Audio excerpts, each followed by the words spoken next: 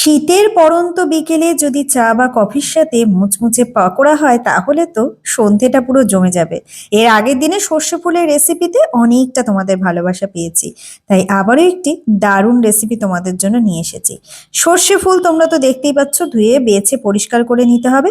তার মধ্যে একটু কালো জিরে, একটু লবণ, হলুদ, লঙ্কার গুঁড়ো, বেশ খানিকটা পরিমাণে পেঁয়াজ কুচি আর চালের গুঁড়ো দিয়ে এইভাবে আঠালো আঠালো করে মেখে নিতে হবে।